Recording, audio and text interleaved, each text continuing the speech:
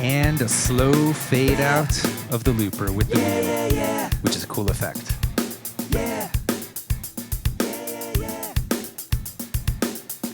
And when I stop the beat buddy, the Aeros stops as well. So thank you guys for checking out our quick walkthrough. The Aeros can do a lot more than what I just showed you. We also have a whole other mode. It's called 6x6, where you have 6 parallel tracks and up to 6 song parts, so you can make multiple sections in a song. It works slightly differently, so check out our other videos. And like and subscribe, and hit that notification bell, of course, so you know when those videos come out. So thank you guys for watching, and keep rocking.